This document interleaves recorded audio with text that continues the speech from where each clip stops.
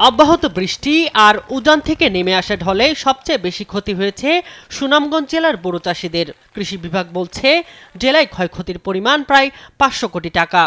আমরা যদি ধানের দর বাড়ায় না দেওয়া হয় তে তারা যা সরকারি কর্মকর্তা আছে তারা গৃহস্থী করুক আর আমরা এই প্রতিষ্ঠান চালাইমু।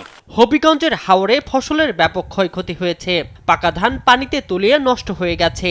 এই ক্ষতির পরিমাণ প্রায় 340 কোটি টাকা বলে জানিয়েছে জেলা কৃষি বিভাগ। তারা জানায় এরই মধ্যে জেলার 21,000 ক্ষতিগ্রস্ত কৃষকের তালিকা প্রস্তুত করা হয়েছে। তবে কৃষকরা বলছেন প্রকৃত ক্ষতিগ্রস্তের সংখ্যা আরও বেশি। নেত্রকোনার হাওড়াঞ্চলের বিস্তীর্ণ ধানক্ষেত প্লাবিত হয়ে প্রায় 313 কোটি টাকার ক্ষয়ক্ষতি হয়েছে। জেলায় ক্ষতিগ্রস্ত কৃষকের সংখ্যা প্রায় 60 থেকে 65,000, যার মধ্যে হাওড়াঞ্চলের প্রায় 38,000 কৃষক রয়েছেন।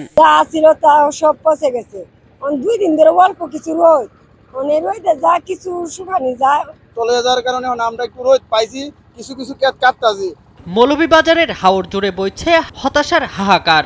জেলায় 2,442 হেক্টর বোরো ধান তলিয়ে প্রায় 50 কোটি টাকার ক্ষয়ক্ষতি হয়েছে বলে জানিয়েছে জেলা কৃষি বিভাগ। এ অবস্থায় ক্ষতিগ্রস্ত কৃষকদের পুনর্বাসন ও সহায়তায় দ্রুত কার্যকর উদ্যোগের দাবি স্থানীয়দের। হাজার হাজার একর জমি, হাজার হাজার আপনার এই জলাবদ্ধতার কারণে মানুষের আজকে জীবন বিপন্ন। তুলনামূলক কম ক্ষতি হয়েছে ব্রাহ্মণবাড়িয়ায়। টানা কয়েকদিনের ভারী বর্ষণে হাওরের অন্তত 305 হেক্টর বোরো ধানের জমি পানির নিচে তলিয়ে যায়, যেখানে ক্ষয়ক্ষতির পরিমাণ 13 কোটি টাকা। হঠাৎ করে বৃষ্টি হওয়ার পরে ধান তলে গেছে, আবার টানের দিক দিয়ে তলে গেছে, কিছু কাটতাছি যার বেটার ভাইয়া তো মরণে আর কোনো কিছু নাই।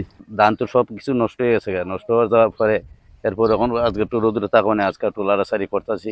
কিশোরগঞ্জের হাওর এলাকা প্লাবিত হয়ে ভয়াবহ বিপর্যয়ের সৃষ্টি হয়েছে।